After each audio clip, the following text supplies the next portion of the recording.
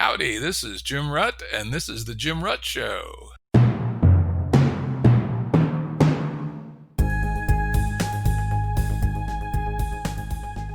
This is a Currents episode. Currents are shorter and less heavily produced than our full-length episodes and generally focus on a single topic. As always, links to books, articles, and organizations mentioned are available on the episode page at jimruttshow.com. That's jimruttshow.com.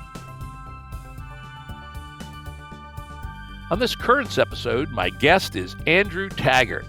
We're going to start our conversation around his Medium post, The Uninvited Confession, the New Confessional. Great to have you here, Andrew. It's wonderful to be here, Jim. Yeah, I love these conversations. We start with a starting point in the current series, and then we go where it goes. It'll be fun to see where it goes. Andrew calls himself a practical philosopher, a non-dualist, and an entrepreneur. Now, I wonder, what the hell is a non-dualist? I was in one duel in my life, and I survived to live to see the other day. So I suspect that's not it.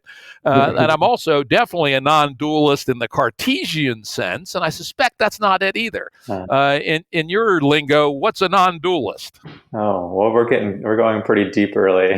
So a non-dualist refers to a number of Eastern traditions, such as Zen Buddhism and Advaita Vedanta, that suggests essentially that there is one reality, and we are that one reality. So we have begun in the right place. All right, that's a good place. I guess it's a good place to be. It still sounds a little mystical to me, but we'll dig into it a little bit more about Andrew. And this is from his website. I ask and seek to answer the most basic questions of human existence with others around the world. 2009, I finished a PhD, left the academic life, and moved to New York City because I thought the most basic question of how to live needed to be brought back into our everyday lives.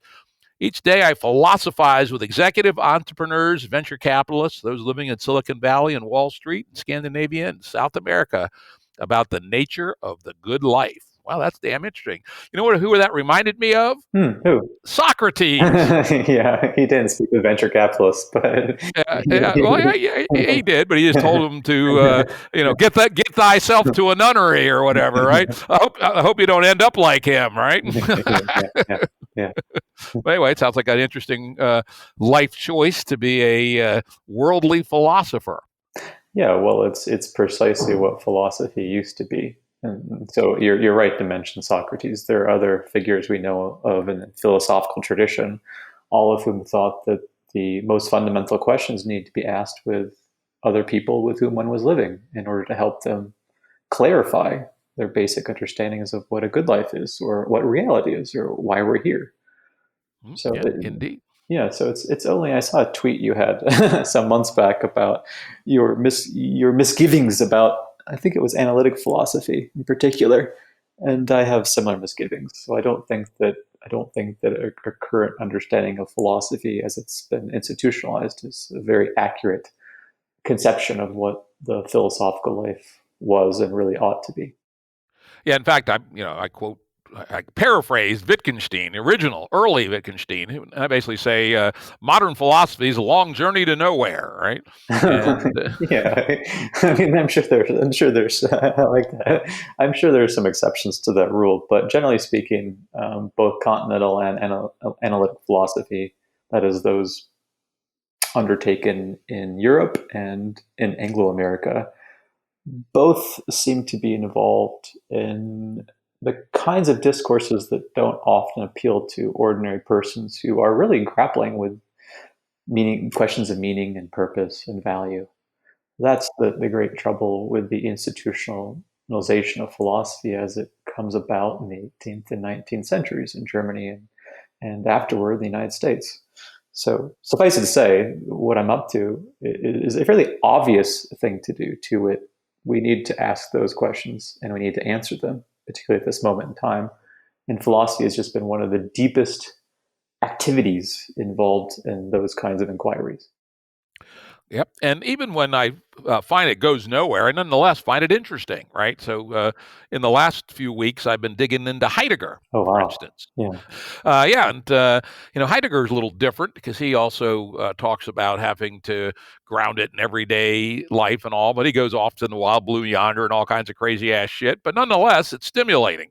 Stimulating to think about, and so I do encourage people to read modern philosophy, even if at the end of the day you believe it's fireworks and jerking off, basically, because it will make you think a little bit, and that's not a bad thing.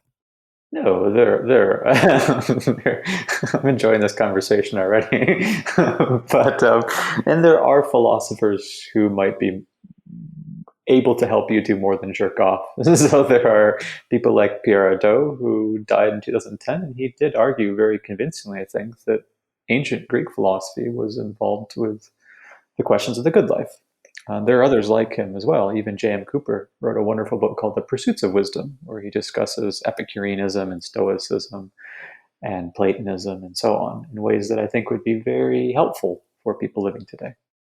Yeah, and certainly there's been this very interesting neo-Stoicism that's arisen of late. I happen to know a couple of the figures in that field. Doesn't appeal to me in the slightest, but I can see why people would find it helpful, and it seems to be a good thing, not a bad thing, just a matter of taste that it doesn't appeal to my particular personality. I'm much more of an Epicurean than I am a Stoicist, I would say. Oh, how so? I like the good life, right? Mm. I don't feel like sort of being quiet and modest or whatever. Right? I like to get out there and knock it around and do a little this and that, and have a good time with my friends, and and think deeply, right? So. Sort of, I would call it stylistically, I'm more of an Epicurean than a Stoic, though. Philosophically, I can find useful things in both traditions. And again, those who listen to the show know that my one watchword, which I apply to everything, the lens is it useful, right? I don't believe anything a priori. I tend to be skeptical of ideologies and certainly revealed religions, but I can use the lens, is it useful, on almost anything. Yeah, well, if we're talking about philosophy as the loving pursuit of wisdom or loving pursuit of living a wise life, then I would argue that it couldn't be any more useful. Exactly. It's just that we forgot the more basic or all-encompassing use of the word usefulness. I think that's a good point. Well, let's dive into the focus of this Currents episode, which is the Medium article you wrote, The Uninvited Confession, the New Confessional. Yeah. And I'm going to start off with a brief quote. Over the years, and most especially during the coronavirus, I've noticed an unsettling trend. People I barely know or do not know at all will send me letters written in the mode of a confession, completely out of the blue. The writer will not ask after me or mine, nor will he or she in any way include me in what time used to be termed a conversation. Instead, the writer spilling guts onto the page will speak at me. And then you go on to talk about how this is, in your view, very much related to, I guess you might call it the psychotherapeutic culture. Yeah. What do you have to say about that? Yeah, it's a very important and big question. I want to say something first by way of background. So in 2017, I began to notice that people were talking at great length about work.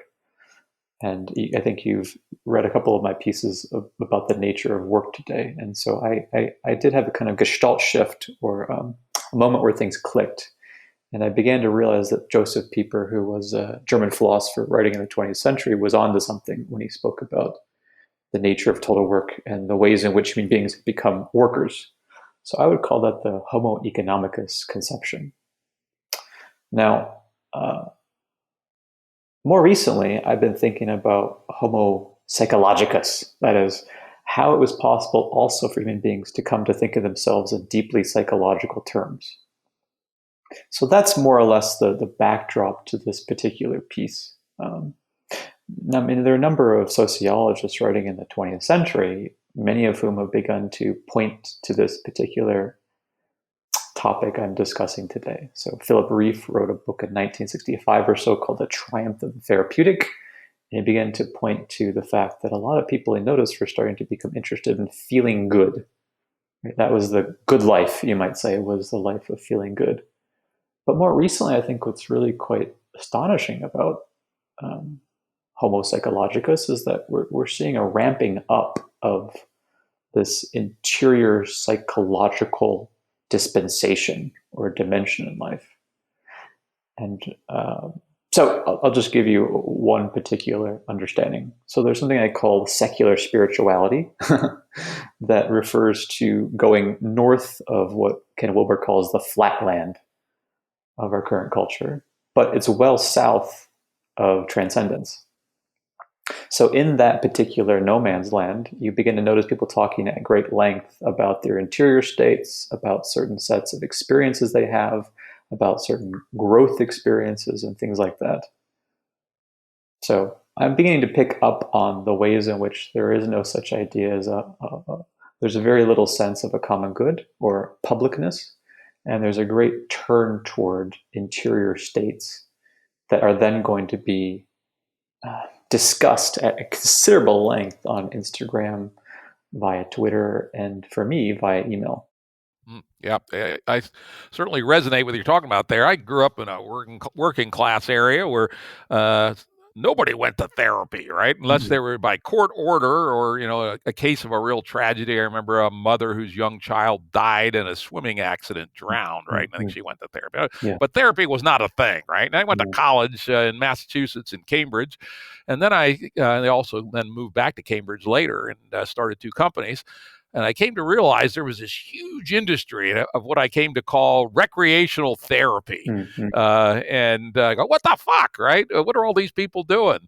And I will say to this day, it has kind of astounded me. And it's not something I've ever really, got involved with. It just struck me as an oddity of the modern world. But as you point out, the discourse of what you might call the depth psychologists in some ways permeates our culture, especially certainly our literary fiction, a lot of our movies, a lot of our sitcoms, etc.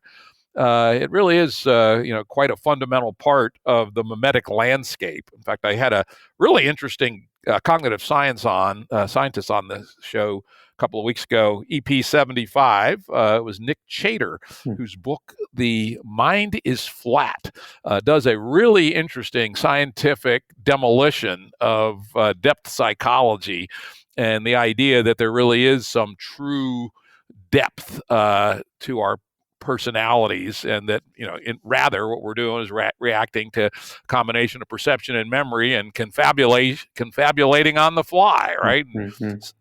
Seems relatively convincing, and certainly we know that Freud and his heirs and assigns like Jung, etc., aren't really scientists. I would call them closer to literasts, literary people. Sure. They write some things that we resonate with, right? That kind of strike us as, yes, that's about what being a human's like in some sense. But when it actually put to the scientific test, not so much. So anyway, that's my reaction to this psychotherapeutic culture. And it is a really big part of the current landscape. Yeah, so maybe I can provide a different way of contextualizing why I actually care about it now. I think two things tend to be lost or foreclosed at this moment in time. One is a deep conception of the vita contemplativa, that is the contemplative life. And this was the life of contemplation was extraordinarily important in ancient Greece, going all the way through the end of the early modern period in Europe. It was really holding sway. So the life of contemplating ultimate goods or ultimate things was of fundamental importance. And that's not even remotely part of the current landscape that we see today. But I think it's a fundamental part of what it is to be human. So that's the first one I see that has been gone by the wayside, largely so. The second one, though, was really pointed out by a number of sociologists throughout the course of the 20th century. And they were trying to draw our attention to the fact that notions of the common good, to use Aristotelian Thomistic language, were dissolving. And so if we ask ourselves what has happened instead to fill this void, the void of the lack of contemplation and the lack of genuine public spiritedness, a genuine sense of the common good, I would suggest this very strange notion of interiority, the long micro inspection of certain interior states that will then be put in the form of stories and shared as if they were open secrets. They're open secrets on Instagram, but then they become slightly more secretive when it's actually in the confessional mode in a one-on-one sense. So I can try to ground what I'm saying in a very specific example that I only allude to in that particular article. A couple months ago, I was introduced to a man with whom I might philosophize, and I just said, let's call the man John. And so I said, let's just have a chat, John. And this is what I typically do. I'll just have an ordinary conversation without any kind of expectations, just to get a feel for him and for him to get a feel for me. What was very striking about this I guess monologue really was precisely that he was monologuing. He began really by telling me that he had all these things going on, and it felt as if I felt as though I was the therapist, right? I was put in the position of the therapist, and he was the one who was the client or analysand. And he was telling me 3 topics. Above all, he was suggesting that what really mattered to him is that he didn't feel understood or recognized. And I got the sense that this was a very well-grooved story. He told it over and over again over many years. I'd say the man was probably based on the tone of his voice only, maybe in his mid-50s, early 60s.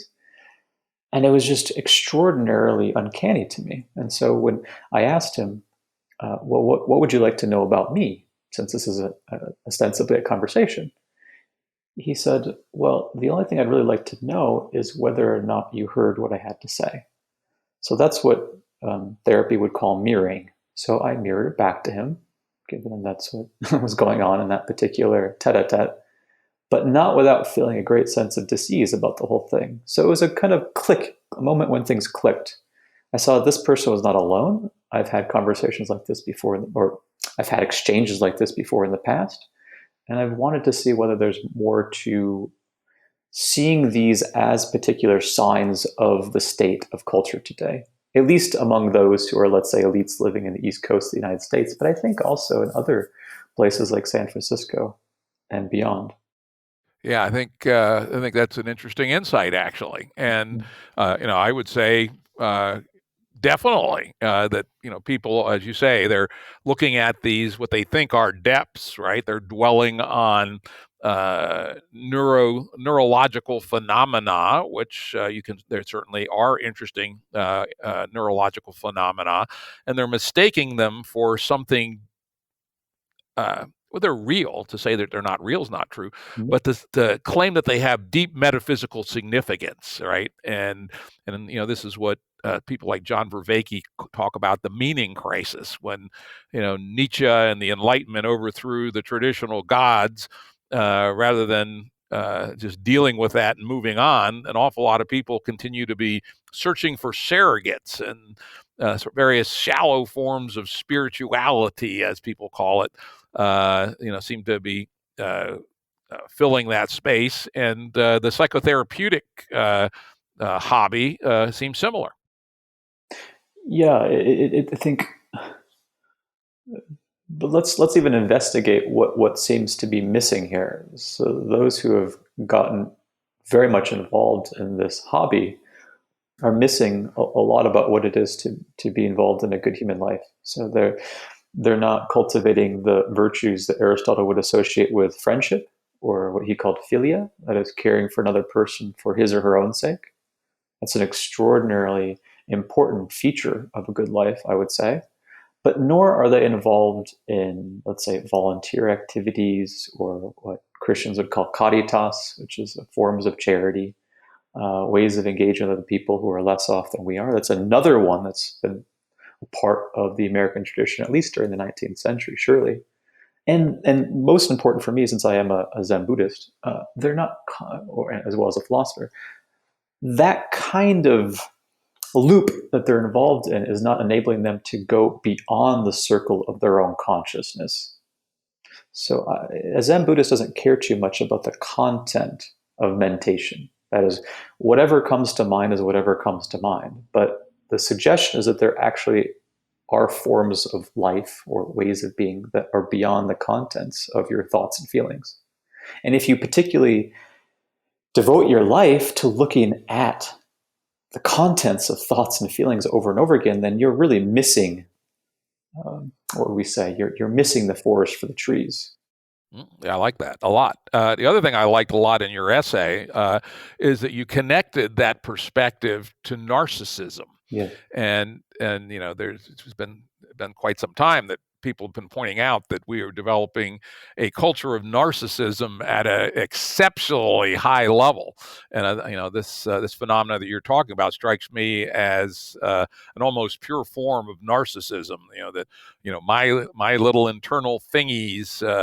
Are more important than my relationships with my family or my friends or my community or doing good works. Or one that I notice has fallen off tremendously is conviviality. The idea of really having deep, live, personal entertainment with friends rather than going out to some canned concert or what have you. So yeah, I would love to hear your thoughts on how the culture of narcissism is interacting with these phenomena. Right.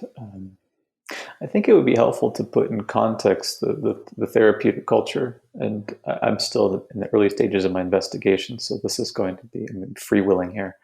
But let's consider what, let's say, Karl Polanyi writes in his book, The Great Transformation, as it pertains to the movement over the course of capitalism from the countryside to the city.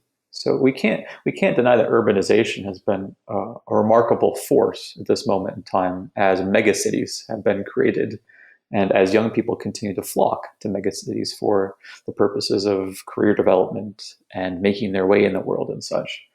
So that's at least one strand in the argument. So you have deracinated individuals moving from small town Wisconsin, where I grew up, to New York City. And it happens also in Denmark, where I've spoken with people over the years, as it does in England. As people are moving to London. I mean, the fact that you have the self-possessive individual on his or her own in the so-called alienated modern landscape is already suggestive of someone who has broken ties to family and to local communities as part of the bargain for trying to make his or her way in the world.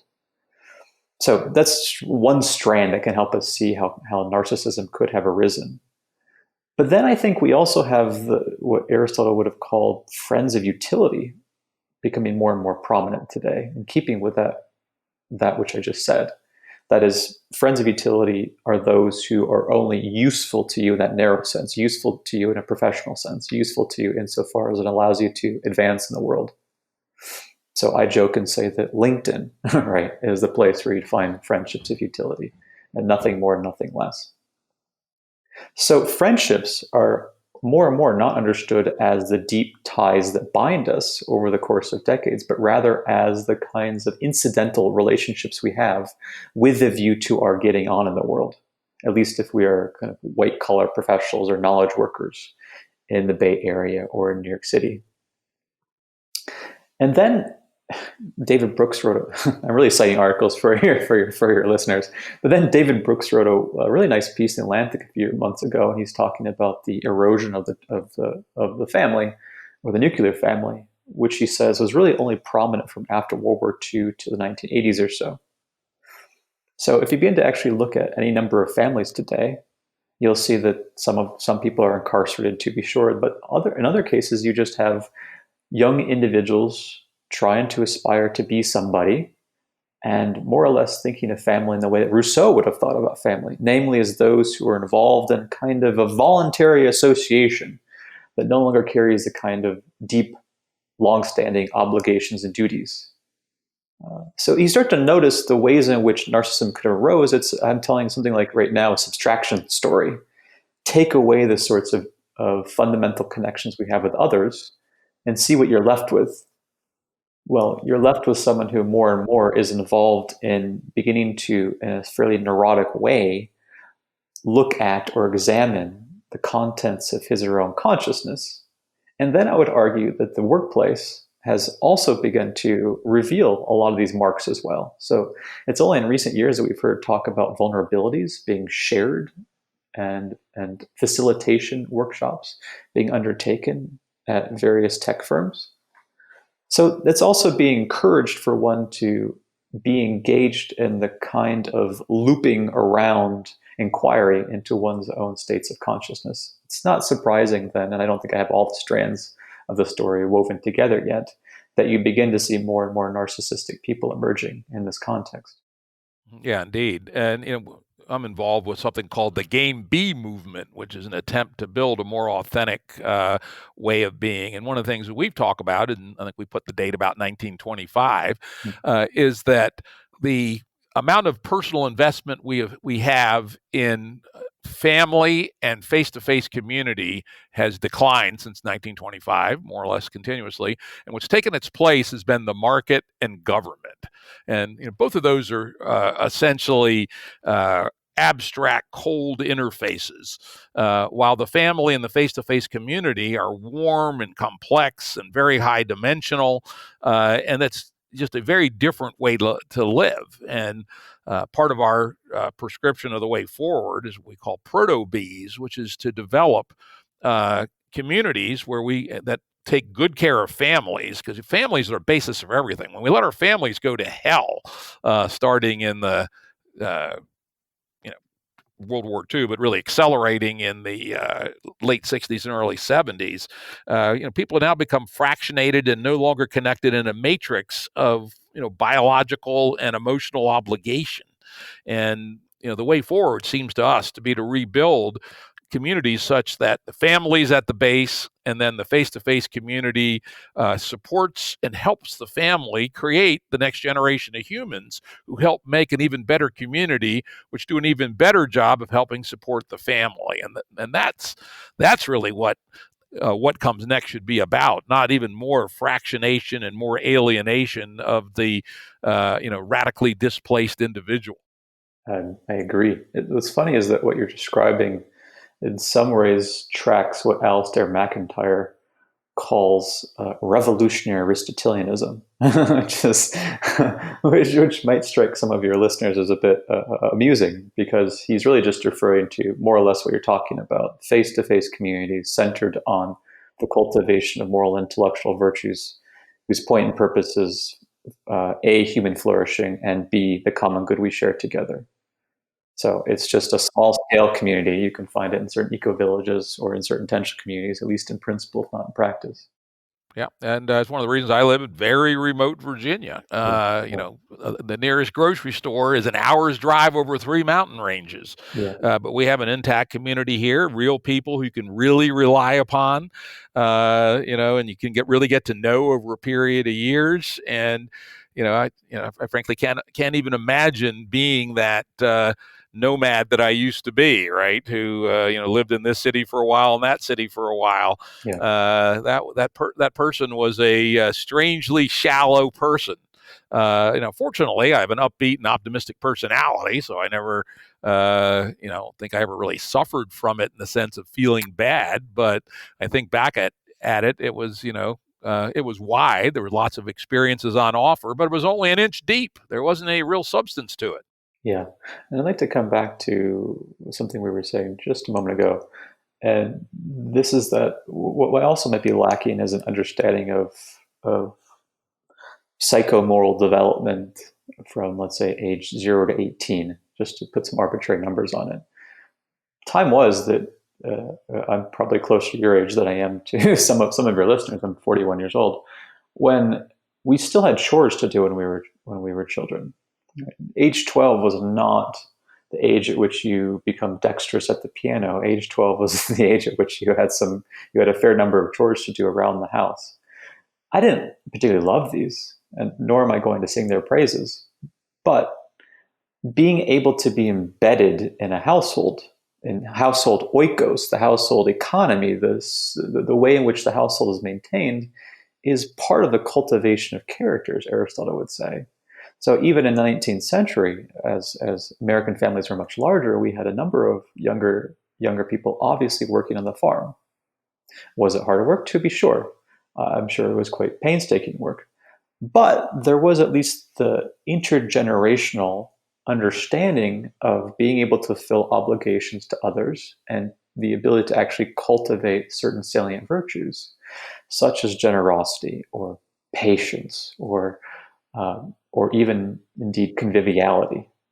And so when you begin to create a different kind of human being, that is the human being oriented toward being the worker who's going to be successful in the Bay Area or New York City in the form of venture capitalism or perhaps in the guise of a startup, you're not actually getting that fundamental period in time, the kind of human being that is born and bred to engage in acts of friendship and in community engagements of the kind that we're describing. So more or less, the suggestion here is that narcissism of the kind we're seeing is a residue arising out of a series of unacknowledged failures that have occurred behind the scenes. Yeah, failures or moves. I mean, I would call them failures, but society itself might not, right? I mean, we seem to be very happy with the breakdown of the traditional family. People seem to feel at one level they're liberated. So, is that a failure? I would say it's a failure, but broader society doesn't seem to think so. Which is interesting. Where does one get the perspective to realize that having a society where 50% of kids are living in single parent households, which is not true quite yet for the whole country, but for some sub communities it's true. I mean, that just is nuts from my perspective, and yet the world seems to think that's fine and dandy. I think we need to distinguish. I'm sympathetic to what you say. I think we need to distinguish between subjective polling and some more robust conceptions of living and faring well, or eudaimonia, the good life. So I'll give you one example. A number of people will get asked via a Pew poll whether or not their work is fulfilling or some such. And it depends on the poll, and some will say no, and others say yes. But by my lights, this is a really poor question on the whole, because I'm more or less skeptical of the whole system of gainful employment that arises at the end of the 19th century and really picks up steam throughout the course of the 20th century. I provide this as one example just to illustrate the limitations of polling when you have people with the same level of consciousness, as Ken Wilber might say. So instead, I would suggest that sure, people are, let's say, subjectively content with the status quo only insofar as in a fundamental way they know no other. Right? The key to living today is, in fact, the proliferation of options in terms of a marketplace, to be sure. That's true. But the lack of genuine options as it pertains to how to live in a broader sense. So we've basically agreed that the modern liberal state is hegemonic. We've agreed that the market is allegedly autonomous. We have agreed that human beings are disencumbered or deracinated individuals pursuing their own forms of success and subjective forms of utility or happiness. I'm skeptical of the entire model, as I think you are when it comes to GameB as well. So polling is simply not going to do much, I think, when it comes to actually interrogating what the nature of good life is, because of the extent to which people have already, for generations on end, bought into the current systems and basically no other. Yeah, we call that in the GameB context, Game A malware. Mm-hmm. And, frankly, most of us were utterly saturated with it in our growings up, right? Yeah. I'm quite a bit older than you. I'll be 67 this year. And so I still had the traditional working class, fairly solid family upbringing, which did me well. But I was also saturated in TV and, one of those guys, one of those network TV era people where this sort of dream world was projected into our brains 2 or 3 hours a day, and it produced a different kind of market being, programmed to work hard so you can buy a fancy car and pick up chicks, right? Mhm. And it was psychologically well informed, though not as psychologically well informed as current internet advertising, but it knew how to press our buttons, and it knew how to build this mass man. And unfortunately, that malware is just one variety of it. The current kind, I don't understand as well, since I did not come up in that world. But this world that is no longer mass, right? I remember, people, younger people, even folks your age, probably have a hard time remembering a world when there were basically 3 TV networks, right? Mhm. And on any given night, 70% of American families were tuned to one of the 3.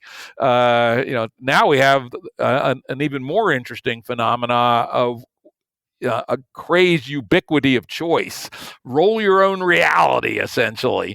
But unfortunately, as we've both been talking about, and certainly GameB underlines, and I believe your work does too, all the energy there is towards fragmentation and individuals not in the context of the social. And that may be damn close to the root of the problem. Yes, and I do think that if you could administer a truth serum to a number of people who exhibit certain narcissistic tendencies, and you began to engage them in a philosophical conversation of the kind that I tend to have daily, such that they would play the role of the answer and I would play the role of the questioner, I think it wouldn't be hard to see something more basic at play here. Something we haven't touched upon yet. And that would be something like the following. I actually am feeling dis-ease in the Buddhist sense, some sense of life being rather off or disconcerting or not quite what it's supposed to be. Or as I like to gloss the Pali term dukkha, meaning things aren't spot on, really. So that's what I think the person would say as much. Now, the person wouldn't confess as much. The person would actually be involved in speaking the truth. I think the other important point the person would make is effectively this: I'm actually quite lonely, existentially so. If you could begin from that starting point, namely, I'm actually discontent, notwithstanding the ways in which I proclaim in the public that I am content, and I'm actually quite lonely or lonesome, notwithstanding the fact that I appear, for all intents and purposes, among my cohort to be gregarious and otherwise, then you can begin to get some purchase on how that person might be different and how collective life might be different. Yeah, I think that's correct. I mean, certainly we know from tracking polls that loneliness perceived loneliness is definitely on the upswing, Mm-hmm. and the number of actual deep friendships that people have, a surprising number of people now have 0, which is, to my mind, staggering and disastrous. Right? People being a friend that you could have a truly deep conversation about something of great sensitivity. Right. I like the old saying, a friend will help you move, a good friend will help you move a body. Right. Mm-hmm. So how many good friends do you have? I got about 10. Right. And I think I'm damn lucky to have that many. Right. But there are people who have 0, and that would have to be a very strange way to live. And then another form of what you're talking about that does come through from the polling is the famous question: is the country on the right track or the wrong track? Mm. I just pulled it up. The consensus on Real Clear Politics, and this has been consistent for years. It's about 65% of people believe the country is on the wrong track, and that's kind of a reification of a lot of these things. There's deep down inside, people know this ain't the right way to live. This is not the right way to raise children. You go to a restaurant, you see parents shutting the children up by handing them an iPad, when they're an iPad when they're 5 years old. You go, what the hell? This is an opportunity to socialize children, to bring them into the conversation, to show them how to live, and instead the parents want to chat about their own little affairs, and they want to shut the kid up by sticking their face in a screen. At some level, people know this is wrong, even if they can't articulate it. I agree. And what could also be said is that we can now provide a charitable interpretation of why a fair number of people, let's say on the East Coast, tend to go to therapy. That is because if they don't have close friendships, or what Aristotle called friendships of virtue, if they don't have the kinds of relationships with their parents and siblings that enable them to talk about matters of great importance, if they are living in Brooklyn or in Oakland, and if they are only working in ways that allow them to progress in their careers, then there are these big gaps. And those big gaps are the ones being filled by the kind of purveyors of surrogacy, that is, those who are able to be substitutes for what culture often, or a sane culture, would provide. So a sane culture wouldn't need stopgap measures in the form of a professional class of people we call therapists. Yeah, I think that's interesting. It would be actually, I don't know where I would get the data, but do a calculation of therapists per capita by county or something. Probably the Labor Department statistics might actually have at least some rough and crude things, and see what that shows. Sure. I bet that would be interesting. And then correlate it with things like population density, number of people who are still working the land, etc. I'm going to do that just for fun. I mean, I don't think you have the poet Wendell Berry living in rural Kentucky going once weekly to a therapist nearby. So yeah, I don't think so. Yeah, Wendell Berry, I mean, he's an amazing exemplar. He actually was the commencement speaker when my wife graduated from college at a small liberal arts college in Kentucky, and we got the chance to chat with him afterwards. Quite a fine human being. And that was a zillion years ago. Yeah, he's lovely. So I've heard. Interesting. So, what do we do? God damn it! You know, the GameB answer is to literally start building on the ground communities that exemplify some of these ideas. But of course, at least in the short run, they don't really scale. If we did a great job, maybe we can build 100 of them in the next 10 years, and that would be home for maybe 15,000 people. That, of course, is like spitting in the ocean. What ideas do you have to help people live more authentic, more grounded, more real, just better lives, the good life? How can we do that at scale? Yeah, I don't have great proposals here, but I have a starting point. So the starting point would be a joke. It would be never let a good crisis go to waste. So I think you'd need to begin with a certain kind of collective crisis. You find in a number of different traditions that, and I found in my own time of philosophizing with individuals, that it's usually at a point at which a current way of life no longer makes sense. And that's understood very intuitively, very viscerally. Then you have the beginning of a new possibility. So if you could begin to imagine a number of people who have been living according to the dictates of certain narcissistic tendencies, and more of them aren't just living through COVID, but something, dare I say, more existentially potent than COVID, then you have the beginning of the possibility of what I call a collective existential opening. I think that's the first step. You really can't pull people out of systems as they are and expect that they will be ready, because they're not actually ripe for it. You don't just, for example, have someone come and sit at a sesshin, which is a Zen Buddhist intensive meditation retreat, for 7 days. It's a very bad idea. You only begin with someone who has been, as Zen Buddhists would say, open to the great matter of life and death. So that's the first part. There's, the joke might be no scale without collective existential opening. So. Yeah, well, we have that. In the GameB world, what we say is that that we need ears to hear, and our hypothesis is the current accelerated meta crises of 2020 have at least increased the number of ears to hear by a factor of 10x, as opposed to January 1st, and we do intend to take advantage of that, and I think that's a good insight. Yeah. So the second point I would make is that there, in keeping with what you were just pointing to, is that there's a kairos or timing issue. I've noticed that people only tend to open up at a particular moment, and the aperture, so to speak, is only open so long before they tend to return to the ways that they had been living. So it's not just that you need to have, as Jesus said, ears to hear. You also need for people to be encountered right at the point at which things don't make sense to them. Socrates calls it aporia, right? The sense of confusion, sense of being turned about. If you can get those right, then you can have the beginning of a genuine movement or a genuine shift in consciousness. Yeah, I think that's right. And just thinking about this out loud as you're talking, Yeah. one that strikes me as where the rubber meets the road for millions of people is the amazingly chaotic state of public school education right now.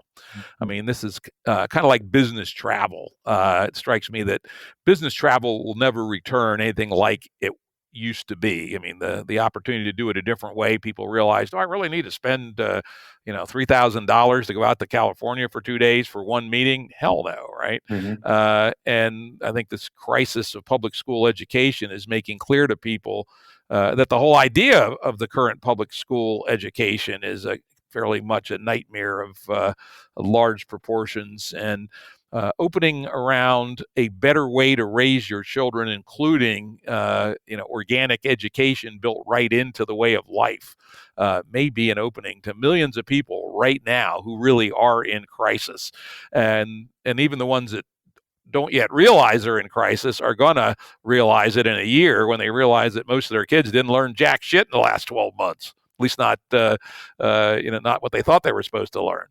It's a good point of leverage. As you've already gathered, I've been interested in our notions of work because I think that's another very low-hanging fruit. So COVID certainly has brought mass unemployment to millions of Americans. Now, a number of them are receiving unemployment benefits right now, and a number of them will be funneled back into the system. But it doesn't have to be that way. Moreover, a number of people are learning new neologisms such as work from home or working remotely. For a while, their attention is going to be sequestered. They'll learn that they don't have to live in the Bay Area. They can live in Denver, or they can live somewhere out in the country. So they're starting to inquire, but the inquiry hasn't gone very deep yet. So if it were possible actually to show that the ways we have of working are fundamentally untenable, I would argue, then we also have another leverage point. Because our gainful employment system is already hooked up to our public education system, right? As it is, and as it's linked up to other systems too. So you really just need to put pressure on one system so that through a level of thoughtfulness, you can begin to show people that actually these are concatenated. They're linked to each other. Right? So a number of parents, for example, I hear from are annoyed by the fact that they're tired of having Johnny or Susie at home because it's a dual income household. And so now they need to do babysitting. And as you well know, public schooling, apart from other things, is a way of having babysitting for 8 hours a day or so. So they're starting to feel the pinch, but they haven't really analyzed yet the fact that it's also the gainful employment system of which they have been willing participants that's allowing them to actually not acknowledge the extent to which they're feeling the pinch.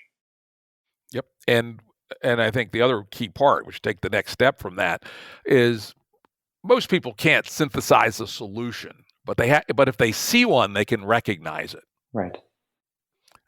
For instance, in our GameB, Proto-B concept, the idea of babysitting is actually fully organic, right? It's part of the society.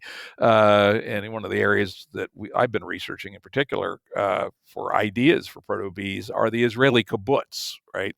In the Israeli kibbutz, there was no arrangement you had to make for daycare. It was built into the social operating system that there were a group of folks whose job it was to take care of kids while their parents did other things, whether it was arts or make love or what have you. And There was no hassle. It didn't cost anything.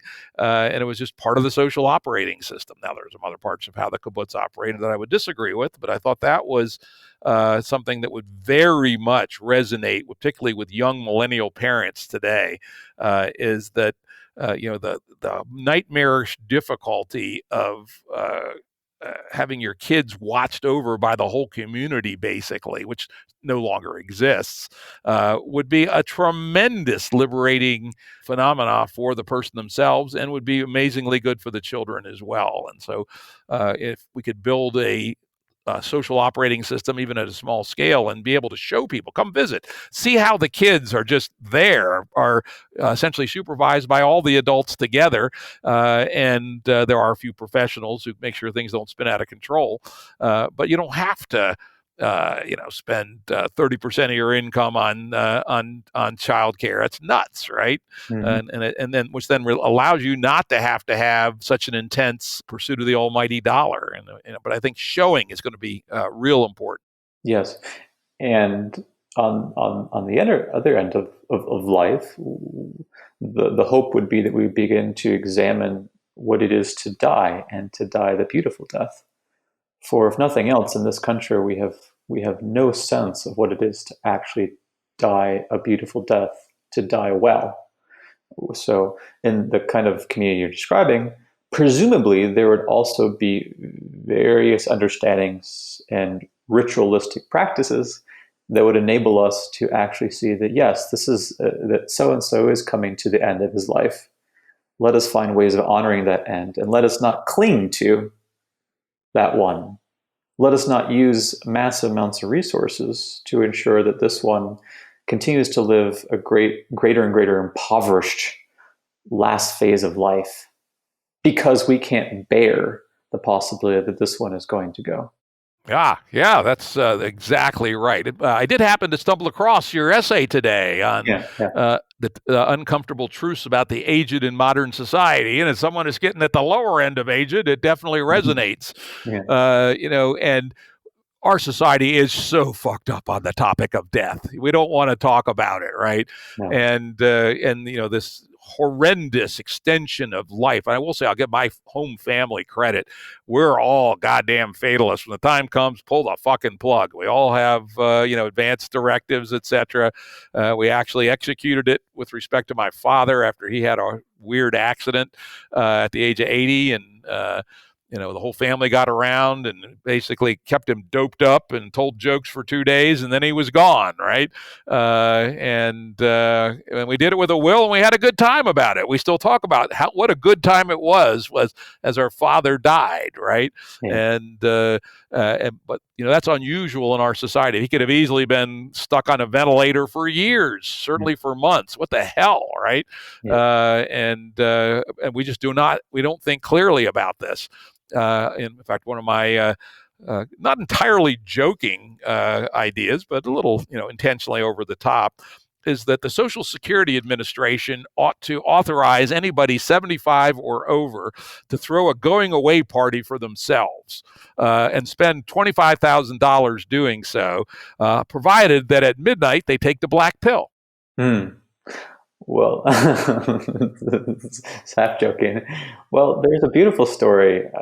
As I told you, I live in the Southwest in Albuquerque, about Edward Abbey. Edward Abbey was a staunch critic of industrial capitalism and of Monkey Wrench Gang. Yeah, the Monkey Wrench Game. And I read that book a long time ago. Yeah, it's a wild book. Yeah, as well as Desert Solitaire, which your listeners are probably more familiar with.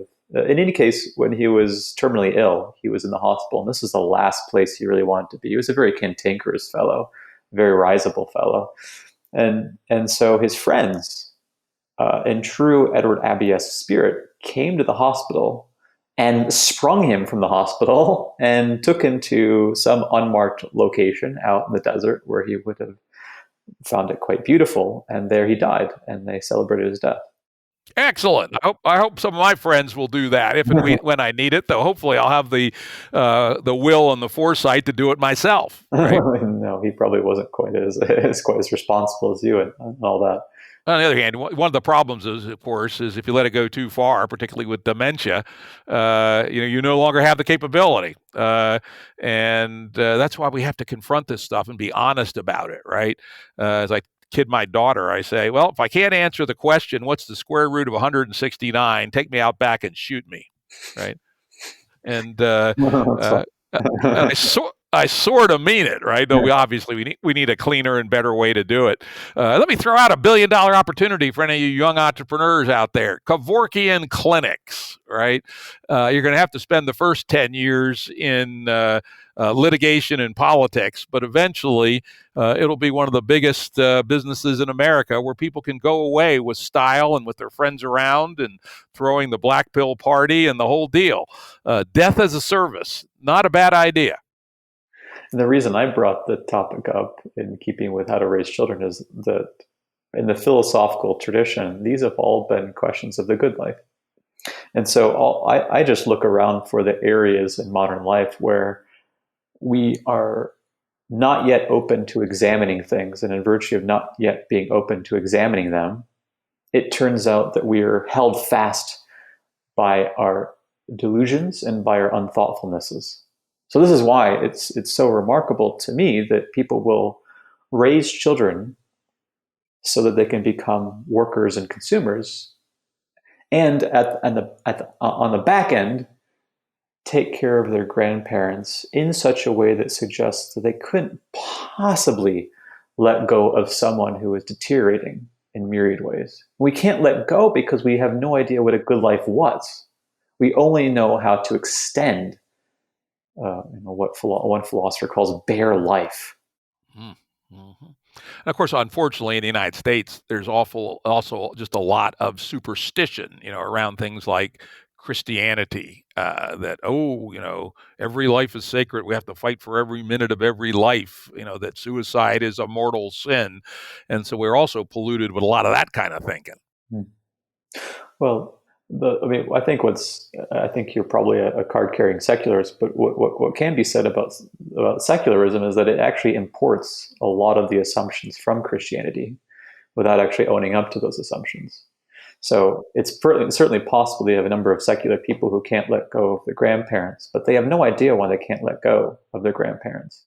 Yeah, and I think there's obviously our whole tradition is deeply infiltrated by by two threat, as they say, Jerusalem and Athens, right? Plato and Judeo-Christianity, and both of them are foundational to who we are, and both of them have some good points, and both of them have some bad points. If you ever want to read a nightmare, read Plato's Republic, right? Personally, I love Socrates, but in that one, not so much, right? Where essentially he's describing something not too far from the Chinese panopticon as the way to run a society. Yeah.